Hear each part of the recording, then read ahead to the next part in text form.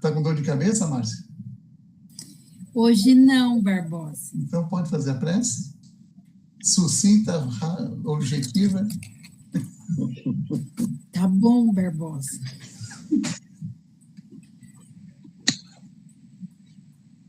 Querido Deus, muito obrigada por mais uma oportunidade que estamos tendo hoje, onde vamos aprender um pouquinho mais para auxiliar essa nossa caminhada. Obrigada, Senhor, que a espiritualidade possa intuir o Barbosa e nos trazer bastante ensinamento. Obrigada, Senhor. Amém. Amém. Obrigado, Márcia. Vamos que vamos, né? Assunto sensacional. A gente tem batido muito nessa tecla. Nós temos que aprender sobre a nossa passagem, o nosso desencarne, como sempre nós falamos, mas hoje vou ser mais objetivo, morte. Tá? Morte, ilusão ou realidade, né? E uma das básicas mensagens do nosso espiritismo é justamente o ato de anular e desmistificar a morte, né? Claro, tem outros assuntos bem mais importantes, mas ela tem demonstrado para nós sempre que o espírito ele é imortal. E a morte deixou de ser tão assustadora. E não passa apenas de um fenômeno biológico. E é isso que a gente tem que estar sempre em mente, que a gente acaba esquecendo disso, né? Então, a morte, a meu ver, ela perdeu todo o caráter apavorante, principalmente depois de Jesus ter trazido para nós, né, para a humanidade, seja ela espírita ou não, a certeza do quê? Da vida futura. Tá? Até o evangelho dessa semana que eu estava lendo, poucos escolhidos, muitos dos chamados, e fala muito dessa vida futura, né? E o meio espiritual, né, o mundo espiritual, ele veio aparecendo, obedecendo a uma apresentação, gradualmente, respeitando ali o nosso grau de compreensão, falando de tempos em tempos, com posse de mais conhecimentos, informações cada vez mais detalhadas. Por quem? Pelos espíritos, né? E foi, então, nos capacitando a encarar a morte com mais calma e seriedade, de certa forma, tá? Já que também dependerá do grau de discernimento de cada pessoa. O espiritismo, ele não entende a morte como o fim da vida. É o fim apenas de uma experiência com um determinado corpo. Gente, e nós espíritas entendemos como a vida, o período em que, quando falo em vida, pense sempre bem, é desde a nossa criação do espírito até o sempre. O que nós temos é passagens por aqui, mas a vida, os espíritos sempre nos falam, a vida é todo esse período, desde a criação, pelo nosso Criador até o sempre. Ok? Então, acreditamos na reencarnação. Sabemos também dela por diversos depoimentos de espíritos que estão trazendo para nós e dando detalhes para nós dessas experiências. E também por vários casos que nós já vimos também, estando encarnada, principalmente nós que trabalhamos com a comunicação dos espíritos. Então, eles vêm, traz, recorda-se de suas experiências, de vidas passadas. Então, a gente tem essa prova da reencarnação, né? E os nossos últimos momentos sobre a Terra, eles não serão municiados só de esperança, mas de uma certeza quando a gente vira realmente a desencarnar, e o que não deixa de ser também, por todas essas experiências que a gente passa e recebe, de ser confortador. Sabemos que a morte nos leva à continuação desta vida. Nós estamos falando em vida esse período inteiro, tá? Já que deixamos de revestir um corpo carnal que foi fornecido por empréstimos, enquanto estivermos no plano físico, independente de nossas ações, boas ações, ações altruístas, né? E as condições da vida espiritual, que sejam as melhores vividas aqui. E é assim que a gente deveríamos ver a morte, sem grandes dramas ou perdas. É claro que não vamos tapar o sol com a peneira, né? É claro que na hora em que ela chega, sempre vai causar certo susto, mesmo a nós espíritas. Mas, quanto mais preparados estivermos sobre o que de fato é a morte, mais tranquilamente lidaremos com essa nova, vamos chamar, nova etapa da vida. Então, o que a gente tem que fazer é procurar, através da prática do bem, o único caminho para chegarmos a essa verdadeira liberdade espiritual, enquanto estivermos aqui, para termos uma chegada triunfante e feliz lá no nosso verdadeiro lar. Tudo isso a gente sabe, né? A gente está careca de saber, mas a gente tem que começar a relembrar, a trabalhar isso, né? Vamos falar um pouco dessa visão retrospectiva do momento da morte. Esse é um dos fenômenos mais singulares que ocorrem em todos os casos da morte natural. E até mesmo algumas mortes, vamos dizer assim, por acidentes, né? A pessoa, nos instantes finais da sua existência, o que ela vê? Passar diante de si, como numa tela de cinema ou um monitor de vídeo, toda a vida que está prestes a deixar. Todos vocês já ouviram falar disso, né? Aquela retrospectiva, né?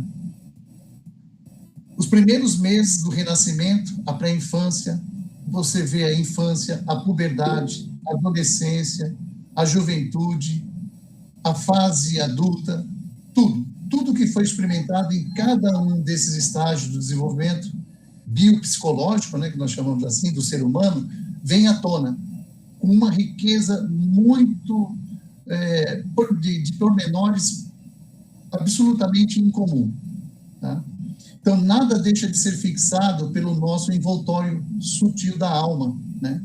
E é graças a essa transgressão minuciosa que a gente pode afirmar aqui mesmo em nosso mundo, e mais tarde na vida espiritual, lembrar de todas as nossas existências passadas. Pode falar, Paulo. Barbosa, você estava falando dessa situação, né, de quando vai acontecer o desencarne e passar toda a vida na frente. Quando tem aqueles acidentes de EQM, que isso acontece e não tem o desencarne. Porque isso é uma das provas que aparece para nós da continuação da vida. Quando a pessoa chega nesse estágio que ela quase segue, né, mas de uma maneira ou outra, ela vem e retorna, já é uma prova das diversas vidas que a gente vai ter também. Então, mas esse retorno essa também... literatura de EQM é muito larga, principalmente nos Estados Unidos, né? Porque são um pouco diferenciados de nós, nesse caso, assim, de religiosidade. Então, eles são mais científicos, né? Mais ligados a isso, à ciência, né? E lá são muitos relatos, como existe aqui também. Então, principalmente quem trabalha na área de hospital, volta e meia fica sabendo disso, né? Que a pessoa quase morreu e, de repente, ela vem contando uma história, aquela famosa túnel de luz, que foi e retornou, vê o corpo de cima para baixo. Quer dizer, você imagina, quase morte. Ou seja, ali já está dando uma demonstração do que seria essa morte. E você vê que a pessoa, quando fala, ela fala assim, é como se saísse um fardo, principalmente se ela estiver doente. Ela sente uma leveza, um sentido de liberdade tão gostoso. Você pode ver, toda vez que a pessoa fala sobre uma EQM, ela não fala sobre uma parte assim, que tivesse complicada, que foi pesado, foi ruim, foi horrível. Não, ela sempre fala daquele lado de leveza, de tranquilidade, né? Bem lembrado. Posso complementar? Pode, sim, claro. É uma opção que a gente tem quando acontece isso. De retornar? Pode ser também.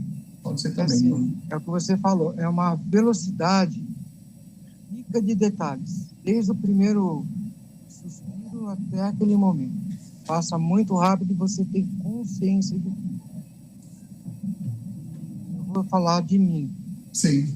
Naquele momento, eu falei, não, eu estou jogando fora a minha vida, eu preciso mudar. Você passou por essa experiência também, Paulo? Foi quando eu retornei. Quando eu falei, não, eu estou desperdiçando a minha vida. Foi aí dado mais um plus para você, então. Você falou uma coisa importante, mas pela sua vontade, né? Pela minha vontade. A vontade é do espírito, né? Então a gente sabe disso. É engraçado, porque você tinha toda essa questão do filme passando, você também tinha toda a percepção do que estava acontecendo em volta, as pessoas socorrendo, Sim. falando, e você ali inerte. E aí, quando eu optei em voltar, eu comecei a tomar, novamente sentir o corpo. Sei. Então, essa visão que você está falando aí, retrospectiva, que ela possibilita essa contemplação da vida, né, crítica, né, e analítica, pelo que você está falando aí, é claro, pelo jeito você deve ter visto as suas ações praticadas durante essa última existência, acredito que esteja assim, né? Porque isso é um prévio julgamento consensual, né, consciencial, né, da consciência, né, com vistas justamente a essa situação que merece ou não essa vida espiritual. Tá certo, legal, Paulo. Vai ser interessante. Vamos lá. Através desse retrospecto, que a gente pode dizer também que o espírito pode avaliar a imensa distância que ainda separa de um viver. Por outro lado, verifica-se também que até o último centavo que doamos como uma esmola ao mais humilde dos pedintes, ali está registrado também. Você vê o nível de detalhe que chega nessa retrospectiva que a gente recebe, né? E esse Barbosa, só um minutinho. 2 pessoas mais levantaram a mão. Um outro, Paulo e o Ricardo. Paulo Ramos, vamos lá. Obrigado por ser avisado. Obrigado. Uma pergunta. Essa retrospectiva, ela se dá de forma imediata ou a depender do amadurecimento do espírito? Porque essa retrospectiva eu já ouvi no próprio catolicismo, eu ouvi no budismo, eu ouvi no shintoísmo. Inclusive, no shintoísmo, eles falam que o espírito que após essa retrospectiva, ele tem um período que para eles é 50 dias, para o budismo é 49, para o catolicismo é 7, que após esse período, se a alma não se, por livre-arbítrio, não quiser prosseguir, não quiser seguir o caminho iluminado, eles chamam de espírito iludido. Então, eu queria saber se para o espiritismo tem algum... Pelo que eu vi, Paulo, aqui, essa retrospectiva é imediata. É nesse momento que você está passando. Por isso que há os relatos para nós, como o Paulo falou, de EQM, né? Essa experiência de quase morte, você vê que eles relatam isso, né? E muito acontece quando está numa mesa de cirurgia, que você está parando o coração, parando a mente, né? Então, acontece isso. Os médicos, eles procuram reabilitar aquela pessoa, né? Ressuscitar ela, e é claro que ela está passando por isso. Acredito que isso, para todos nós, vamos ter que passar por isso. Não tenha dúvida. Tem uma dica aí, ó. Se vocês começarem a lembrar dessas coisas aí, é que vocês estão morrendo. Brincadeira à parte. Mas é verdade. Quando a gente desencarnar, como ele foi falar aqui, até você deu 1 centavo para aquele... Até nesse ponto vai. É contado positivamente também, entendeu? Como também, claro, você vai ver também todas as suas meselas, que vocês também... Nós fizemos, né? Então, essa retrospectiva, viu, Paulo? Pelo que eu vi aqui, pelo que eu estudei, é uma retrospectiva no momento da morte. Não, perfeito. E até, em tese, ajudaria o espírito, não? Sim, claro, claro. Até por ali. Agora, imagine um espírito que ele não saiba de nada, ele não tem, assim, a vivência do conhecimento, a vivência com os espíritos como nós temos.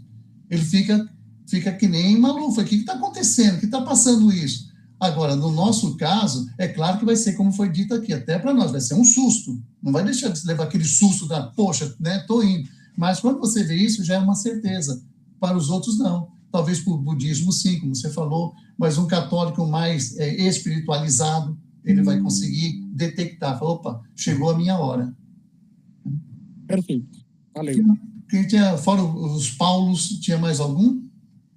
Sou eu, Barbosa. Opa, olha aí, cara. Eu vejo assim eu imagino uma linha bem tênue entre a EQM e o desdobramento. Ou não? No desdobramento, você faz ele consciente também, né? Quando você se concentra, você medita, ou você pensa em algo assim, que você tem interesse, gostaria de ajudar, e tem também um lado inconsciente, quando os espíritos te induzem a isso também. mas vai ser apenas uma experiência, vai ser pontual, vai ser fixa. Já no caso da EQM, ela vem, no caso da visão, vamos tirar a EQM, a visão retrospectiva desse momento é a vida inteira. A vida, ou seja, a vida não, o momento, a vida, vamos dizer, vida terrestre que você teve naquele momento, aí ela vem toda. Tá? Aí vem toda positiva e negativa, vem tudo. É uma coisa assim. O Paulo pode explicar bem melhor isso. Passa tudo, mas é tudo, tudo, tudo. E é uma velocidade e, ao mesmo tempo, você compreende tudo. É indescritível. Ô, Paulo, você teve vontade mesmo ou não te aceitaram lá, bicho? Eu acho que não aceitaram. Chegou lá, a luz apagou.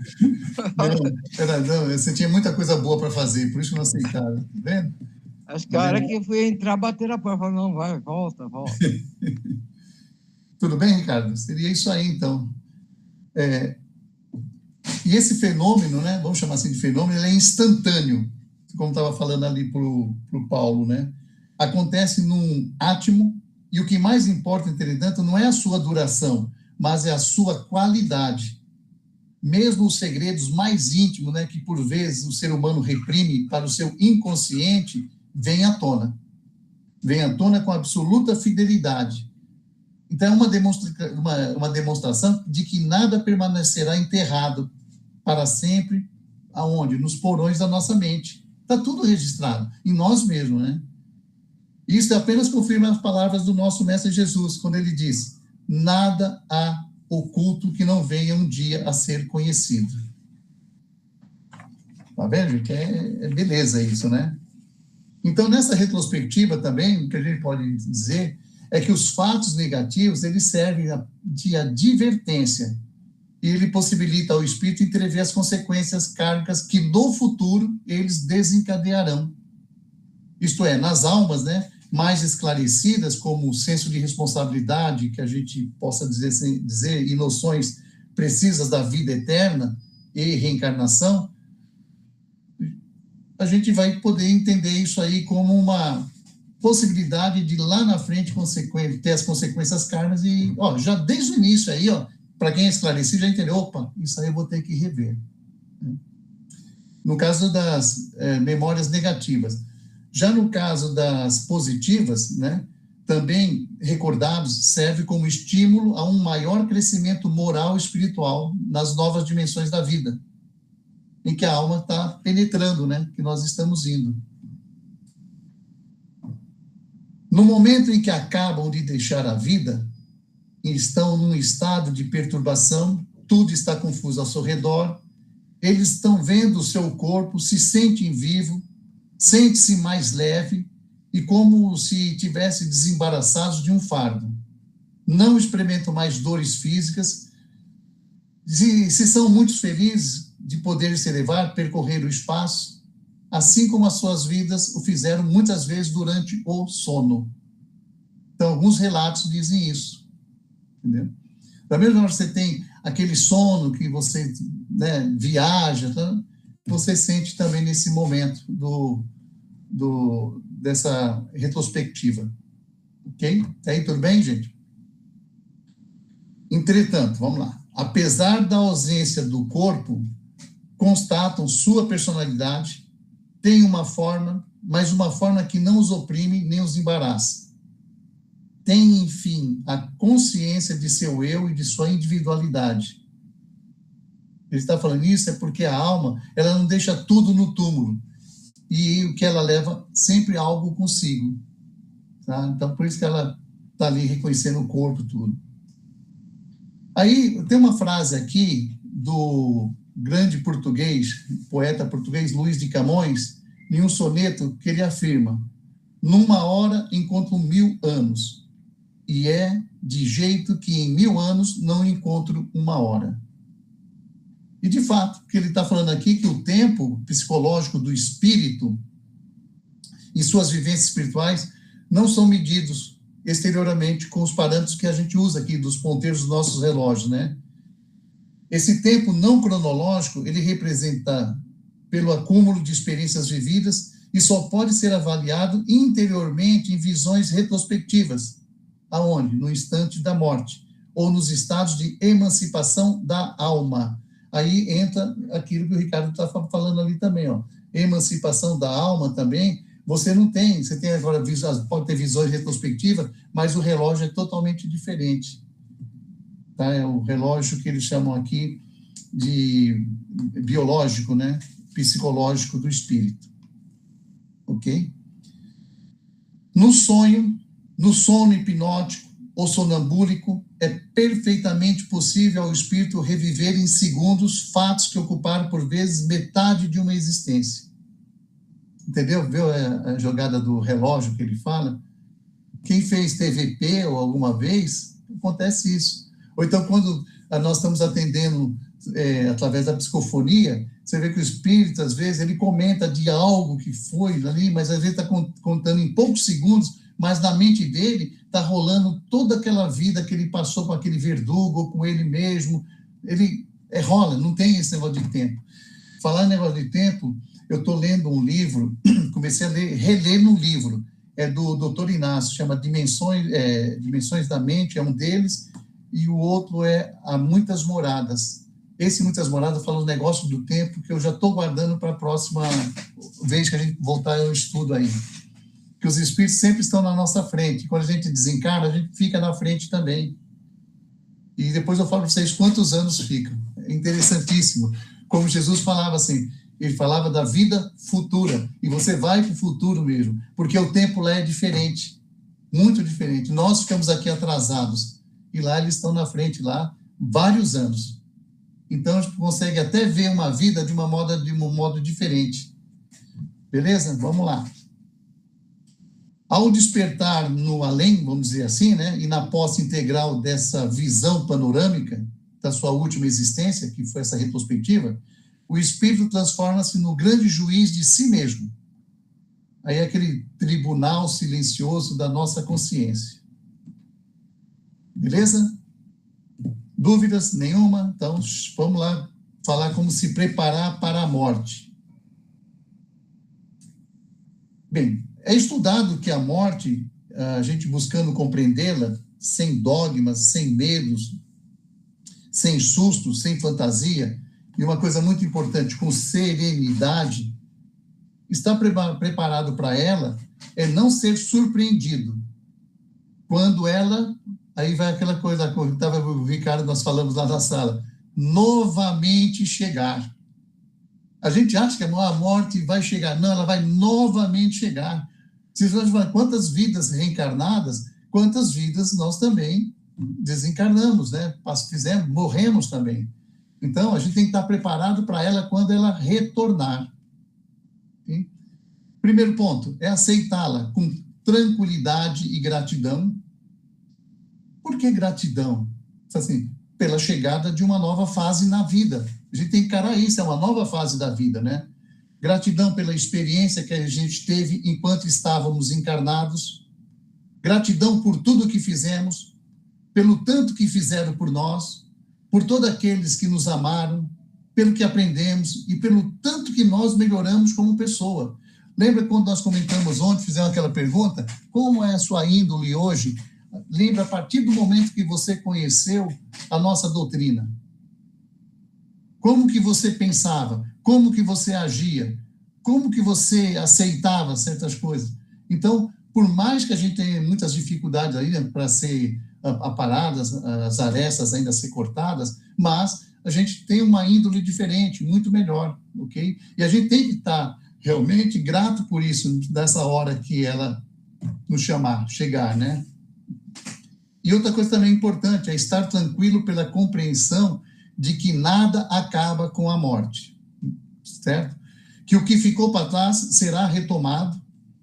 Morrer bem é compreender também que os que não virão conosco em nossa morte continuarão conosco, em nosso amor, em nossa mente.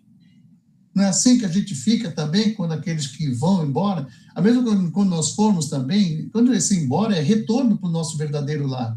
Nós também vamos carregar os amores em nossa mente, certo?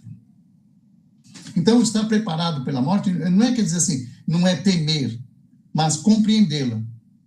E se conseguirmos um grau de compreensão ainda mais alto, melhor. O bom seria quando a morte vem e nos encontra já preparados para ela. Que bom que quando a morte vem, na hora certa. Nós aqui, apegados e ignorantes ainda, achamos que nunca é a hora certa para morrer. Aceitemos de fato que a morte é natural, ok? Inexorável e que acontecerá com o que mais amamos e também conosco. E mais importante, compreendamos que podemos morrer a qualquer momento. Nem todos morremos idosos, ok? Compreender isso com toda tranquilidade talvez seja o primeiro e mais importante passo.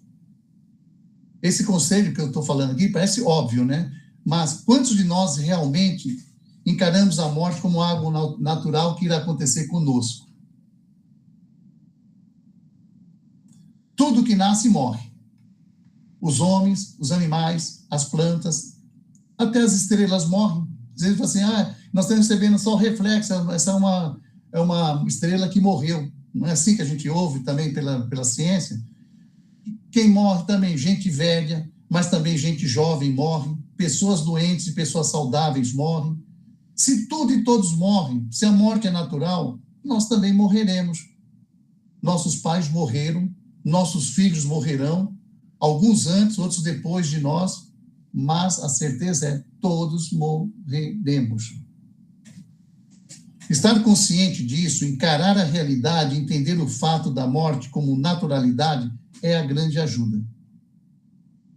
O que talvez tenham feito é que a maioria de nós não faz, é pensar e se preparar para a morte. Preparamos para muitas coisas. Vamos lá com um exemplo: estudos, o trabalho, o casamento, a paternidade, etc., né? Mas não nos preparamos para a morte. Cuidamos de acumular riqueza suficiente para que tenhamos uma vida confortável, mas não acumulamos conhecimento bastante para que tenhamos uma morte confortável. Devemos pensar na nossa morte, raciocinar sobre ela. E é isso que nós estamos fazendo aqui, é adquirir mais conhecimento, captar mais, relembrar também muitas coisas que nós sabemos, justamente para isso. Isso é uma forma de a gente também já estar nos preparando. Ninguém gosta de pensar nisso. Tudo bem, eu só sei. Quando eu falei que ia comentar isso aqui, eu entendo, até concordo também.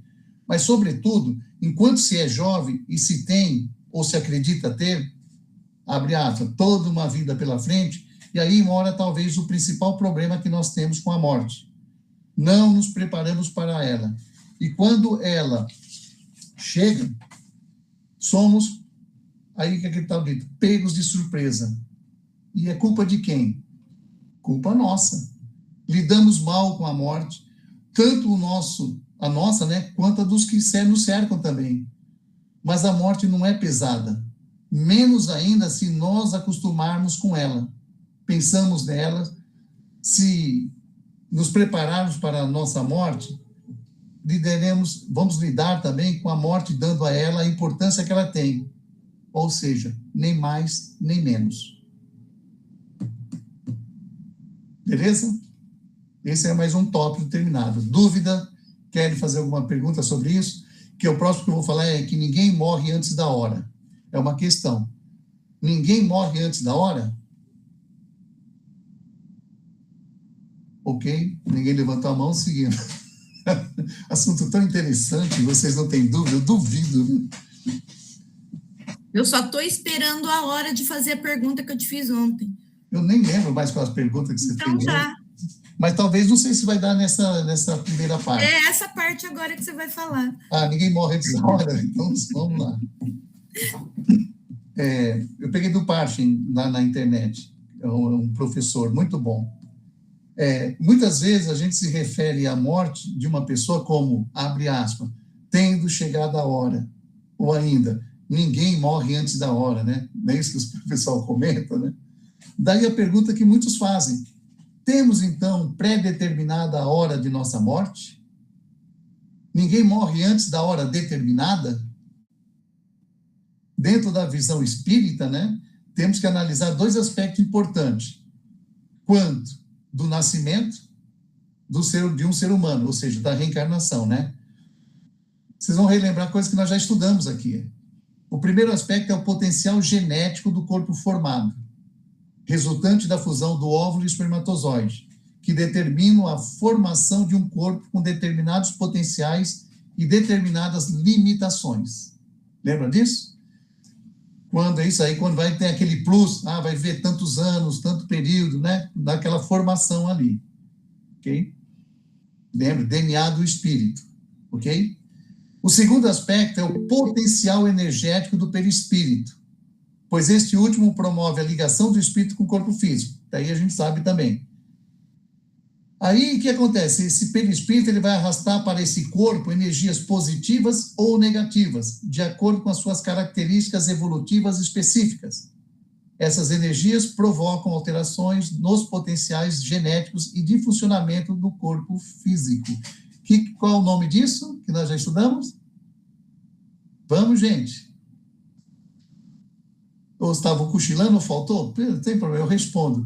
Os abusos que a gente genética que nós estudamos, que você altera para cima ou para baixo, né? Você muda o seu DNA através disso. Ele já veio com plus. Agora vai depender, a gente vai até dar exemplo de vícios, de coisas que você pode diminuir, e quando você passa a ser uma pessoa altruísta, ajudar, você melhora as suas condições, você tem um plus a mais de vivência. Fala, Andréia, vi que você levantou a mão.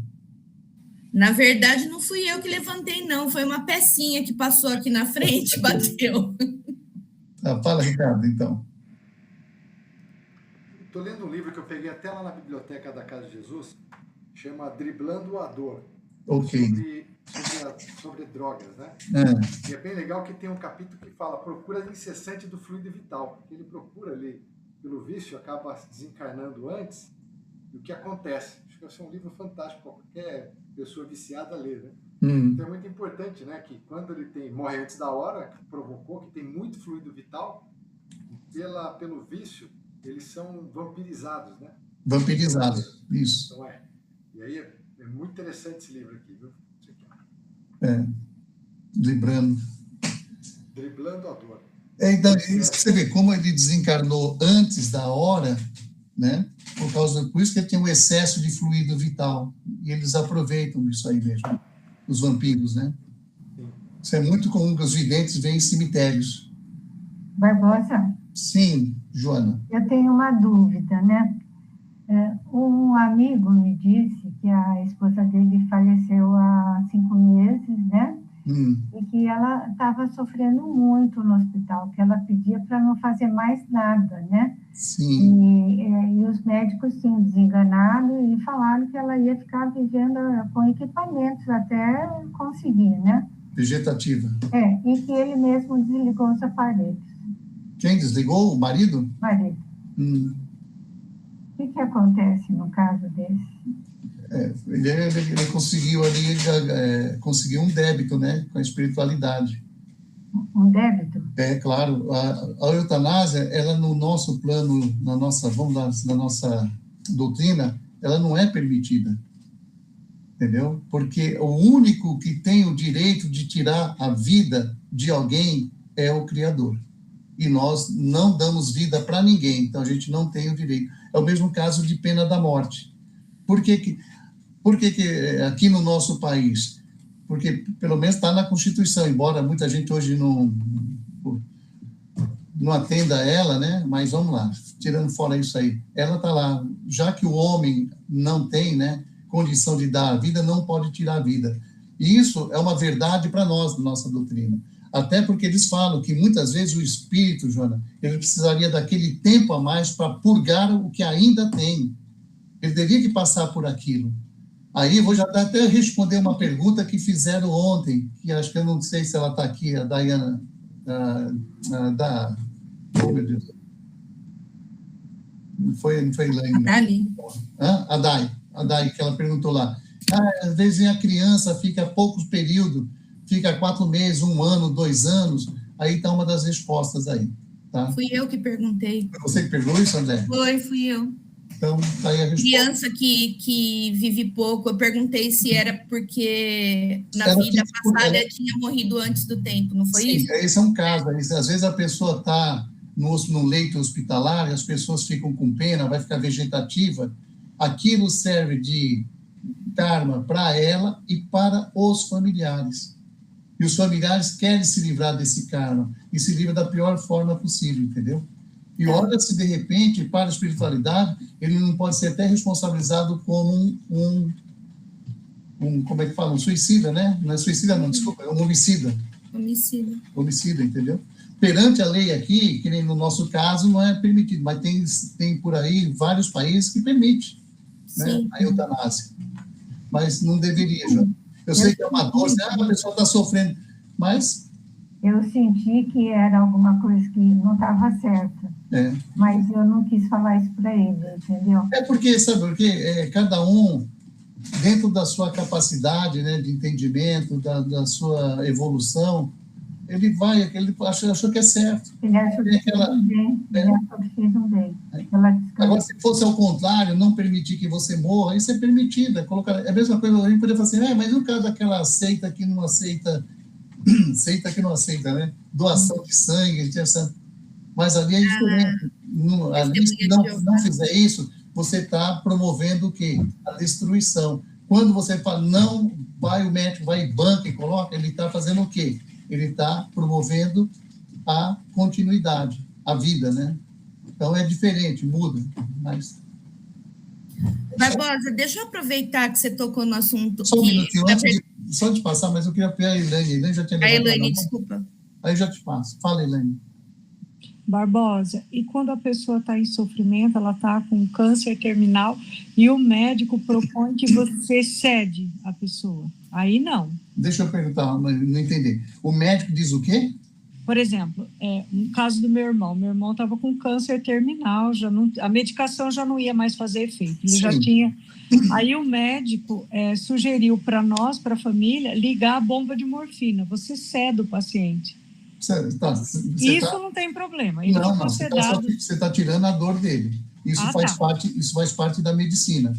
Tá? Ele foi colocado muitas vezes ali para justamente fazer esse objetivo, tirar a dor, mas a pessoa ela continua ali, fixa. Tá? Outra coisa, deixa eu voltar até para a Joana ali também. Foi bom você ter perguntado isso, Elaine. Fez eu lembrar, já te volto, André. O espírito em si, quando ele sai, né, sai ali do corpo, ele está ciente daquela real situação. Aquilo é uma forma de ele estar aprisionado ali. Ok, você pode ficar aprisionado sem dor. Foi no caso da Elaine ali. Você pode ficar aprisionado ali também com aqueles medicamentos que estão sendo dados ali naquela máquina, né? Mas tem esse outro lado também. O espírito fica consciente, ele sabe. Então, por isso, quando ele vai embora, ele sabe que ele saiu com débito. Aí foi em volta aquela pergunta da Andréia. Aí, às vezes, em pouco tempo, depois, para preencher aquilo lá. Mas só que a justiça divina já faz de uma outra forma. Já vai num casal que precisaria passar por aquilo. Às vezes praticou aborto, outras coisas mais, então ele precisa receber aquilo, quando ele receber uma criança, e ela logo, 4 meses depois, perde ela. Tudo é entrelaçado, sabe? Eles usam-se da melhor forma possível. Mas no caso de sedar o doente, é para ele ceda ele para ele não voltar mais também. Sim. Mas aí ele morre naturalmente, né? Ninguém está tirando a vida dele, só vai deixar ele confortável até ele morrer. Isso, né? É isso mesmo, André. É isso mesmo. Diga, que você ia perguntar de novo, André? Então, você tocou nesse assunto de eutanásia, na verdade a Joana começou a falar e depois você continuou. Existe muito caso, assim, por exemplo, a gente tem animal em casa, aí o animal fica doente. Muitas vezes o veterinário vai, quando vê que não tem cura, o próprio veterinário vai e orienta você, vamos fazer eutanásia. E isso daí acaba sendo a mesma coisa, né, Barbosa? Não. No animal é correto você praticar a eutanásia. Tá. Por quê? Alguém sabe dizer por quê? Nós já falamos isso também na aula passada. Não, mas eu não lembrava de eutanásia. Não. Mas você já falou de animais, sim. Você não participou dessa aí, eu sei. Participei. Olha lá, o Ricardo falou, respondeu. Fala, Ricardo.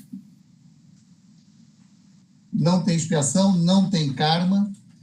O sofrimento, muitas vezes, para ele, é uma preparação para a vida futura. Para ele evoluir. Chama pela evolução. Ele entendeu que é o sofrimento, aquilo vai ficar intrínseco, como foi falando. Tudo que a gente passa no desencarne fica intrínseco na alma. E essa alma, uma hora, ela vai se tornar o quê? Elemental, depois vai se tornar nominal. Entendeu? O Barbosa, sim. Eu fiquei com uma dúvida. Quem fica em débito? Hã? Quem fica com o débito? Quem foi ou quem ficou? Quem foi? Bom, pera, no quê? Depende de onde? Depende de onde? Não, por exemplo, ele desligou o aparelho. Ah, não, quem desligou o aparelho? Quem desligou? Ele desligou, não. Você mas a pessoa também que não pagou tudo que ela precisava pagar aqui, ela também fica, né? Não, não, deve. Não, mas ela não tem. Uma coisa é passiva, outra é ativo. O ativo que foi o culpado. O passivo, ele vai só ter que complementar. Ok? Fala, Marcinha. Okay.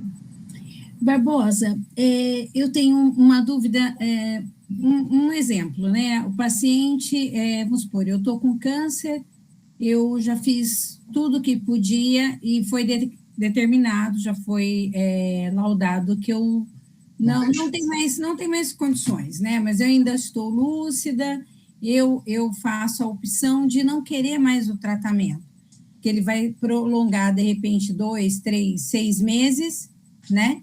Porém, sem qualidade nenhuma de vida, né? Sim. E, de repente, eu faço a opção de ter, de repente, 2 meses, 3 meses com qualidade de vida e aproveitar esse tempo para sanar alguns débitos meus, conversar, aconselhar, fazer para o bem, aproveitar esses 2 meses para o bem. Sim.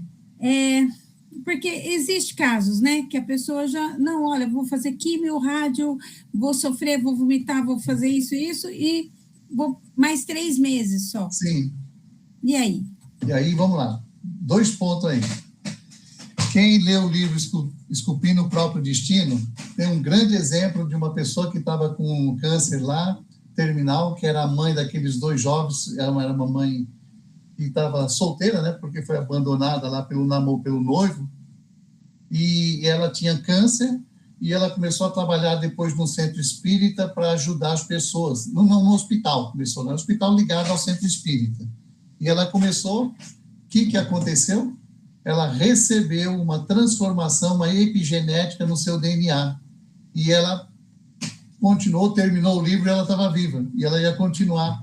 Foi dado para ela porque viu que ela cresceu muito mais depois da doença, quando ela resolveu atender, ser como você falou, ficar 2 meses ajudando a mais, aquilo lá, tá bom? Esse é um ponto. O outro ponto é a pessoa que não aceita, ela quer, me desliga, ou dá um medicamento, que eu não quero passar por isso, aí.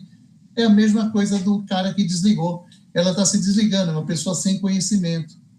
Nós, como espírita, eu tenho um amigo, tinha um amigo, né? Não, ainda é meu amigo, está desencarnado meu amigo, alguns aqui conhecem ele, é o Carlinhos, e ele teve um problema de câncer no pâncreas e lutou a beça.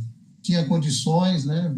Nossa, a médica vomitava a beça. Quantas vezes nós pegávamos nosso grupo e ia lá para ajudar? A esposa dele não está aqui hoje, acho que senão ela estaria já aparecendo, é a Cecília. Esse camarada foi um exemplo. Como espírito, ele estava muito bem preparado, porque chegou o momento que ele sabia que não ia ser mais, tinha mais condições, já tinham dado para ele que ele ficaria no máximo mais 2 meses.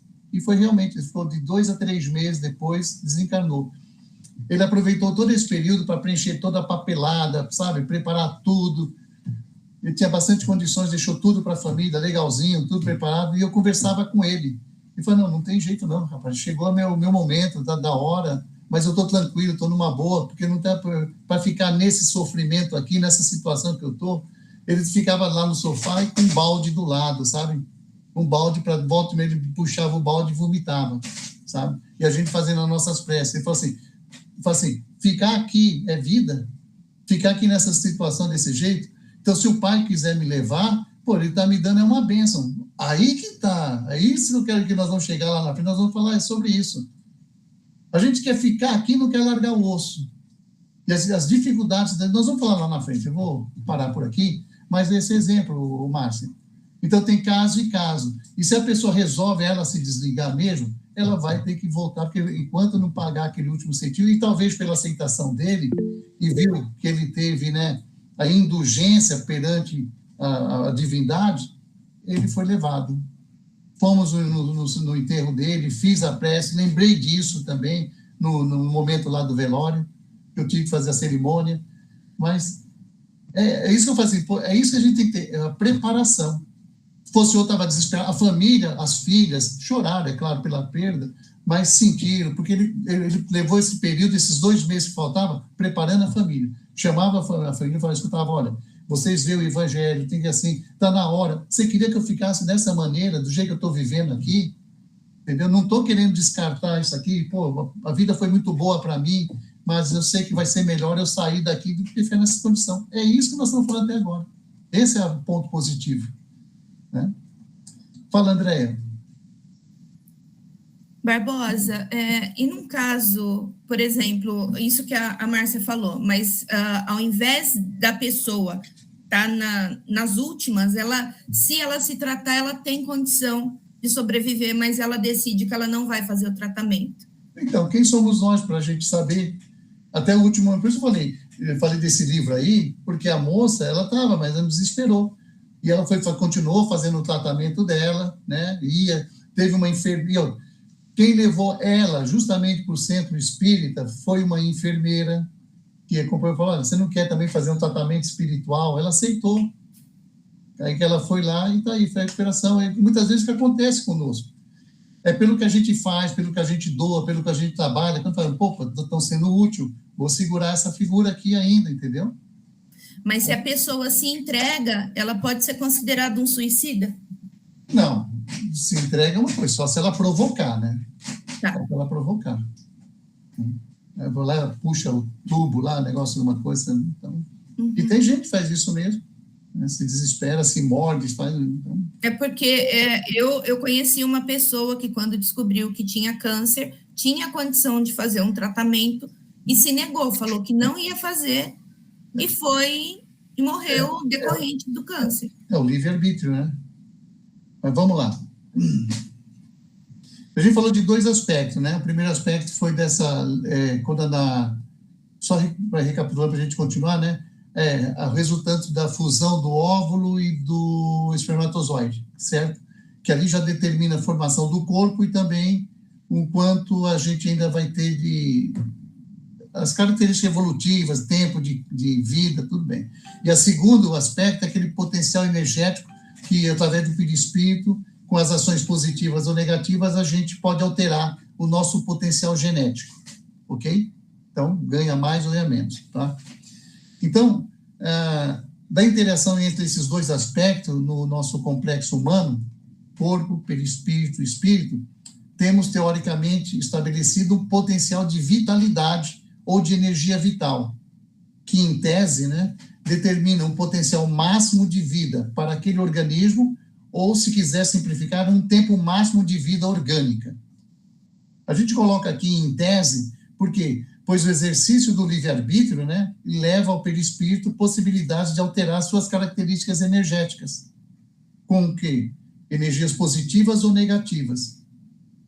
E é isso, por sua vez, que vai alterar o potencial de energia vital do nosso complexo humano. E essa alteração, como nós já estudamos, ela pode melhorar ou piorar o potencial de energias vitais. E da mesma forma, o nosso livre-arbítrio, ele também nos leva a utilizar o nosso patrimônio físico com maior ou menor cuidado com suas necessidades. Necessidades específicas, né? O que pode gerar, às vezes, um gasto correto, econômico, ou um gasto excessivo de nossa vitalidade orgânica, ou energia vital, vamos dizer assim. Para melhor explicar isso aqui, vamos exemplificar. Por exemplo, o tabagismo, o vício de fumar, né? Estudos e pesquisas internacionais, já muito conhecidas e reconhecidas, isso é importante dizer, reconhecida, né? Não é um achismo, não, provaram, né, que o consumo de um único cigarro custa ao organismo físico desgaste orgânico equivalente a cerca de 12 a 14 minutos de vida. Vocês já tinham ouvido falar disso? Outro ponto. Isso significa que a cada 5 cigarros fumados equivale à diminuição de 1 hora de vida. Então, imagine o que falar de quem se droga. Pesadas, tóxicas, né? E do alcoolismo. Ou ainda da alimentação inadequada excessiva. Quanto desgaste isso pode gerar no nosso potencial orgânico? Né? Fica fácil de a gente entender que a pessoa pode danificar seu corpo físico, encurtando o seu tempo de vida orgânico em relação ao seu potencial de vitalidade. Só isso já poria por terra a teoria de que ninguém morre antes da hora. Concordam? Quem não cuidar das suas energias no perispírito, que está ligado ao equilíbrio espiritual, e do seu corpo físico, diminui seu tempo de vida orgânico, ou seja, morre antes da hora. Com isso, adquire débito energético, ou seja, necessidade de resgate desse débito em outras encarnações. Volto, esse é outro exemplo para passar lá para a Andréia lá, tá vendo? Você fica com débito, você tem que eliminar esse débito aí. Analisando de um ângulo externo ao próprio complexo humano, né, temos que nos lembrar que todos estamos numa vida de relação com outros indivíduos e com a natureza. E sofremos consequências disso. Mas vamos exemplificar também, para ficar bem direto isso aqui. Uma determinada pessoa resolve ir a uma festa. Ingere muita bebida alcoólica. Embriaga-se. De forma imprudente, vai voltar para sua casa dirigindo seu veículo. Em excesso de velocidade, perde o controle do carro, atingindo um ponto de ônibus, onde atropela e mata 3 pessoas, sendo uma criança, um jovem e um adulto. Essas 3 pessoas, pergunto, estavam na hora de morrer? Suas mortes estavam programadas? Estava escrito? Estava previsto na reencarnação de cada um? É evidente que não, né? Pois, em caso contrário, não existiria o livre-arbítrio e todo mundo seria determinismo, nos tornando menos robôs na passagem terrena. Aquele motorista embriagado, ele ceifou a vida de pessoas que tinham diferentes potenciais de vida. De alguns anos, o adulto, várias décadas, a criança e jovem, né? E que ainda poderiam ver muito do seu corpo orgânico. E as 3 pessoas morreram antes da hora. Sendo assim, não existe uma programação de morte. Existe um potencial de vida. Que ele pode ser muito bem estendido, como nós falamos até agora, através do equilíbrio espiritual, respeito e cuidado com o corpo físico. Ou ainda, encurtando pelo próprio indivíduo ou por terceiros que poderão e responderão por isso nessa ou em outras encarnações, em outras vidas, né? Se as mortes estivessem programadas, nesse caso, vê que interessante, cada movimento em todo o mundo estaria programado. Se uma pessoa morre atropelada numa rua, na hora do pico do movimento em São Paulo, por exemplo, e isso estivesse programado, o atropelador já nasceria com essa missão. E para ajustar a sincronia entre atropelador e atropelado, todo o trânsito de São Paulo deveria estar programado para que todos os envolvidos se encontrassem naquele exato instante. Olha a movimentação que seria com toda essa parafernália para determinar a morte daquela pessoa, daquelas pessoas naquele momento lá. Então, e assim não existiria o livre-arbítrio, né? Fala, Ricardo. Mas também aí tem uma outra linha, que para mim, como é que seria o desencarne coletivo? Aí, esse aí é mais programado, né? Aí, vou falar assim, mas aí quando eu falo assim, não existe determinada para certos casos. Você pegou num ponto legal, cara. Porque imagine o seguinte, vamos lá, o avião vai cair e eu não estou programado para aquilo. Eu tenho como falar só sobre desencarne coletivo. Tem. Aí a pessoa perde o avião, depois o avião cai. E aí? O que você me explica disso? Ou então a pessoa que ia pegar um voo, o voo atrasou, aí está vindo esse, foi passado para aquele voo e o avião cai. Você viu exemplos contrários?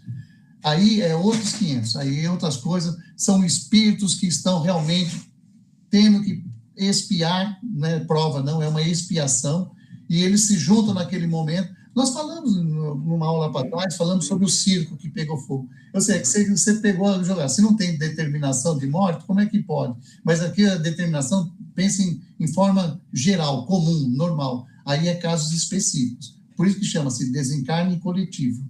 Tá? Então, aí, nesse caso, ela foi determinada.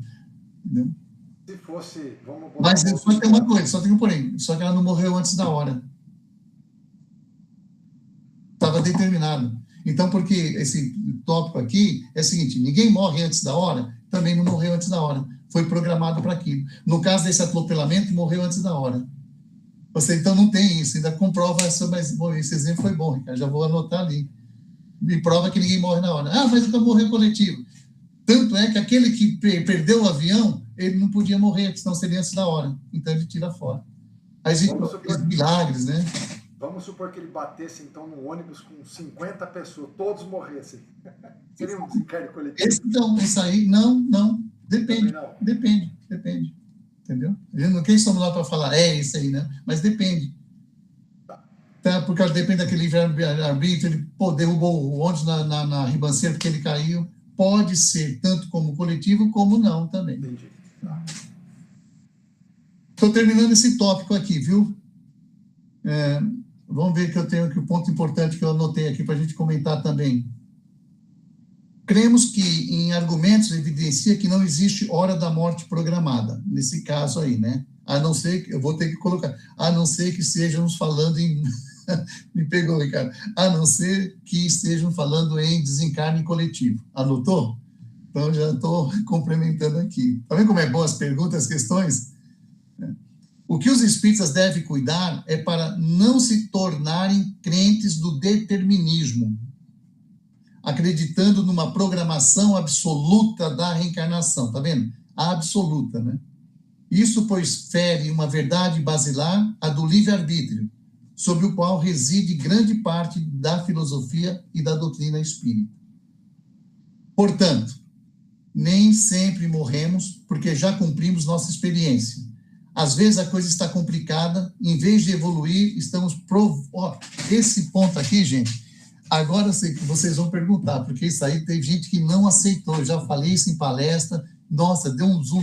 O seguinte é o seguinte, nós nem sempre morremos porque já cumprimos nossa experiência. Às vezes a coisa está complicada e, em vez de evoluir, estamos provocando grande confusão. Estamos perdendo tempo e fazendo um monte de besteira que prejudica a nós mesmos e aos outros.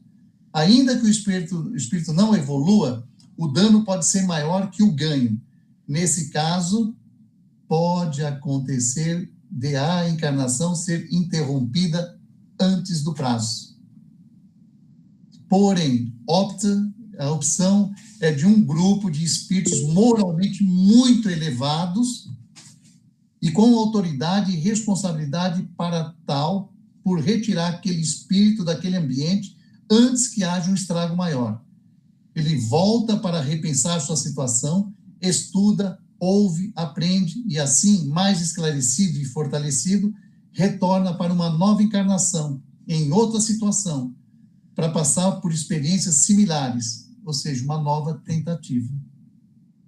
Tá vendo, gente? A gente precisa estudar muito ainda a lei de causa e efeito, relacionando com todo o estudo de registro energético do perispírito, de modo que a gente possa entender o correto mecanismo do resgate e expiação. Ou seja, tira a vida, interrompe, desencarna o camarada. O camarada só está aprontando. Aí os espíritos dizem, vai acabar com a vida de muita gente, está piorando a situação dele. Aí, não é só Deus que pode. Não, Deus não tirou a vida dele, entendeu? São espíritos elevados que têm essa incumbência, muita responsabilidade e principalmente a autoridade dado por quem? Pelo Criador. O Barbosa. O que vocês acharam disso? Margarida, depois eu passo para o Paulo e mais uma pessoa. Deixa eu falar uma coisa para você. Eu tinha o irmão mais velho, o pai da Karina, que você conhece. Sim. Ele era uma pessoa boníssima, muito boa mesmo, caridoso, amoroso, mas ele começou a beber, se tornou alcoólatra. Sim. E ele sofreu um acidente e desencarnou, com 34 anos só. Nossa, jovem. E eu tive um encontro com ele. Eu não gosto de falar que é sonho, porque eu encontrei. Primeiro, vou fazer um lembrete de antes. Ele aprontava muito também, desde de adolescente. Deu muito trabalho para o papai e para a mamãe, estudou tudo quanto é escola em Campinas, saía, porque não queria estudar, e assim foi. E aí ele desencarnou, e eu tive esse encontro com ele, que eu até revelei na casa do Dr. Mário Tamassia. Revelei depois. Sim. E eu encontrei, assim, eu vi vários galpões grandes, como se fosse uma escola com vários galpões, vários prédios. E tinha um rio, eu até gosto de falar dos detalhes por isso, a água do rio era um rio caudaloso, e a água era cor de prata, um brilho maravilhoso. Tinha um barranco, aí aquele verde, onde era esse ambiente, que era uma escola. Sim. Aí todos jovens, as moças de saia azul marinho, blusa branca, e os meninos de calça azul marinho e blusa branca. E, de repente, no meio desses jovens, eu vi meu irmão, e com uma pasta na mão, azul. Aí eu cheguei e falei, Taio, você aqui? Aí ele falou assim, agora eu estou aqui. Agora estou até estudando. Aviso o papai e a mamãe que agora eu estou estudando. Sim. E foi real. E depois aí um dia eu fui na casa do Dr. Mário, a dona Silvia Pascoal, e eu pus o nome dele com pedido, esse encontro que eu tive, ela falou exatamente o que tinha acontecido. Ainda ela fala assim, ele desencarnou, ele sabe que desencarnou, ele está bem, e manda avisar a família que ele já está até estudando e que ele tem muita saudade de todos. Você só assinou embaixo que foi falado aqui, pelo que eu peguei do livro lá. Volta para repensar sua situação, estuda, ouve, aprende, e aí sim, mais esclarecido e fortalecido, retorna para uma nova encarnação. Poderia assim, desencarna e já leva direto para o umbral. Tá vendo, gente? Mesmo a pessoa que só está fazendo besteira, grande confusão, como ele chama aqui. Isso que é importante vocês atentarem, de fato, que o exemplo da Margarida veio fortalecer isso, ó. Eu tenho mau medo de umbral. A pessoa estava fazendo besteira, estava acabando com a vida dele, poderia coisa pior, foi retirado, levado para um ambiente, provavelmente uma colônia, estudando, melhorando como é que fala? Fortalecendo-se para retornar, aí sim, é o pai. É o que a gente faria com os nossos filhos numa situação dessa. Então, isso também nos ajuda para a gente não temer a morte. Olha, foi justamente para fortalecer, para te avaliar. E isso aqui, para mim, isso aqui foi um ponto-chave. Ainda bem que terminando bem agora aqui, e deu a página 7. Eu tenho 14 páginas aqui, viu? Inclusive, a mamãe sofreu muito, é óbvio, todos nós. A mamãe ainda falava assim, olha, é muito triste perder um filho, mas se o José Lotário continuasse, não sei o que ia ser o fim dele, porque ele aprontava muito. Beleza. Deixa eu passar para os outros também, já estamos no horário mais avançado. Quem chamou agora foi o Paulo Serra, e tinha mais uma pessoa, acho que era você, não sei se tem alguém. Fala, Paulo. Estou só pensando aqui tudo que foi dito hoje, principalmente essa parte final desse, vamos chamar de desencarne compulsório, né? Também eu percebo que o que aconteceu comigo, a minha experiência, foi isso, só que eu tive a oportunidade de escolha. Sim. Então, acho que você também poderia acrescentar aí nesse estudo, muitas vezes a gente recebe um aviso, recebe uma oportunidade E a escolha, novamente, o livre-arbítrio. Eu acabei de colocar aqui também, do mesmo jeito que tem a reencarnação compulsória, nesse caso foi um desencarne compulsório, como você falou. Então, beleza. O QM que eu passei foi exatamente isso, que eu estava desperdiçando uma oportunidade. É o mesmo caso aqui disso aí mesmo. Só que no seu caso não levaram de volta, não. Assim, ele tome conta dele mesmo. Né? Gente, teve mais um que chamou aí, que era o Paulo, e mais um. Quem foi? Desencarnou? Não está aí, daí? Não foi a Célia? Célia? A Célia está aí? Nem via. Deve estar escondida entre as 19 pessoas ali. Oi. Fala, Célia.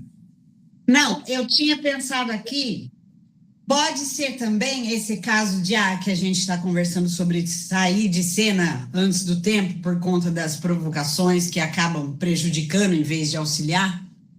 Acho que isso deve ser muito comum para aqueles espíritos que são recorrentes ao suicídio, será que não? Porque imagina, ele faz uma proposta, vem, tenta suicídio, se mata de novo.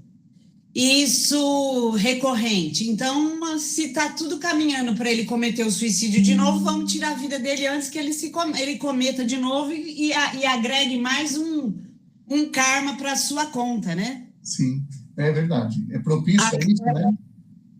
A gente teve um caso que eu li do Chico, que ele contando, né? Que algumas pessoas ficavam assim penalizadas do senhor que veio. Ele não tinha nem as duas pernas, ele só tinha o toco para baixo do joelho, ele não tinha os dois braços. Daí alguém questionou, mas puxa, por que só ele, né? Eu conheço isso, é verdade. E aí o Chico fala, porque se não fosse assim, ele teria outra oportunidade de cometer o suicídio novamente. Isso é verdade. O Marquinho está com um livro meu ali, que ele vai trazer, que ele já estudou. Ali tem um caso que fala sobre, é isso aí mesmo, eu desse outro lado da vida. Esse aí, quando nós estudarmos ele, vocês vão ter que ter um freezer do lado, tá? E ali fala de suicídio lá do lado de lá, gente. Você vê como a pessoa era propícia, nesse caso que fala lá que ele só era propícia a isso. Entendeu? E mesmo já que estou desse lado, aqui se eu acabar com a minha vida aqui, aí eu não volto mais mesmo. Porque, como foi, nós falamos semana passada, a pessoa não quer acabar com a vida, ela quer acabar com a dor. A dor física, a dor emocional, uma culpa, sabe, um remorso. Então, ela quer acabar com isso. Aí é o falso engodo, né? Ô, Barbosa. Fala, Joana. No caso, a minha sobrinha, há um mês atrás, há uns 45 dias atrás, ela estava grávida de gêmeas, né? Sim. E no último exame que ela foi fazer, uma das crianças tinha morrido. Sim. Então, esperou mais um mês e ainda assim ela nasceu prematura, certo? Nesse caso, é que uma não estava preparada para vir, será? Pode ser N coisas, né? Pode ser o resgate, pode ser do próprio pai, pode ser também a pessoa buscou ficar junto com aquela pessoa, mas vai servir para outra, porque ela vai escutar a vida inteira que ela teve uma irmã que... Sabe, não dá para a gente especificar quando é caso assim, né? É isso, não tem determinismo, como nós falamos aí, né? Como pode ser também uma questão genética também, entendeu? Aí esse espírito depois volta no próprio seio da família.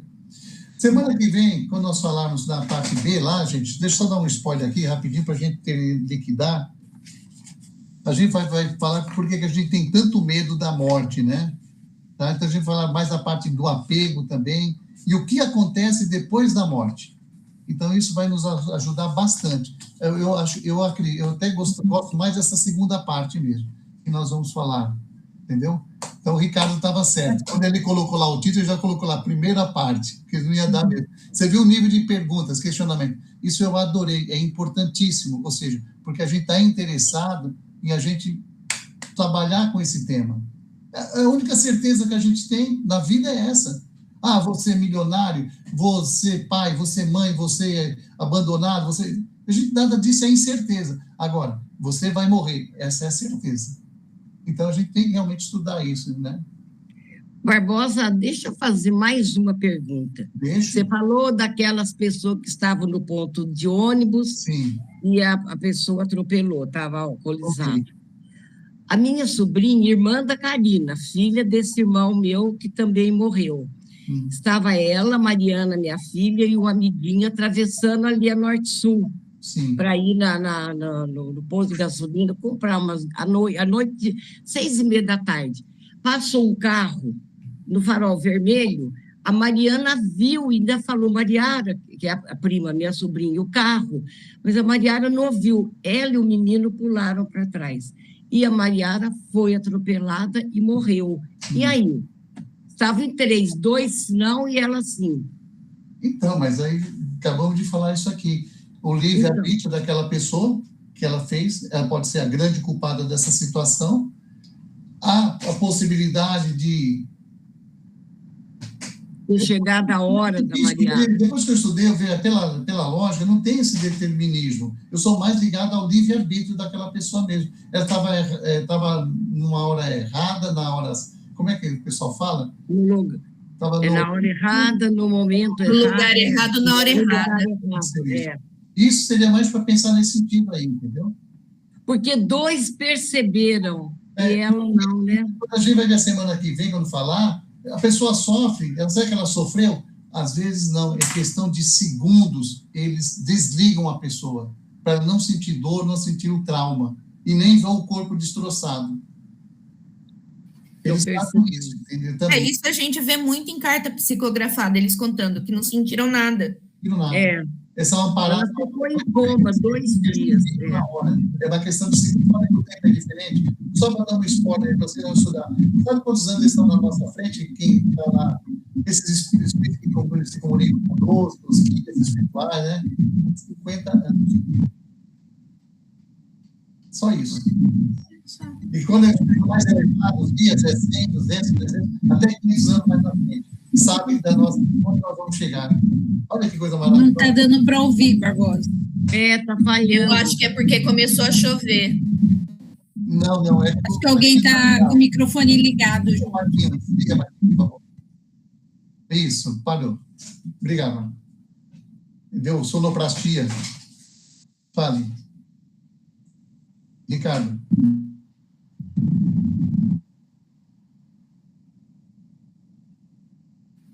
$50. Está no livro lá, Infinitas Moradas. Eu estou lendo ele. Eu não entendi. 50 anos, quem? Não, tem nada a ver com isso tudo aqui. Nós já terminamos aqui. Eu falei um spoiler. 50 anos mais evoluídos, Margarida. 50 anos na nossa frente. Quem esses espíritos? Os espíritos desencarnados. Por causa do tempo, é diferente o tempo. Então, para nós, está passando anos, para eles tentar vir. Entendeu? Diga, quem foi que perguntou? Foi o Ronaldo? Quem foi? O voz de homem. Próxima semana. Boa noite para todos. Obrigado, Marquinhos. Liga de novo, Marquinhos. Boa noite, obrigada, Barbosa. Boa noite para todos.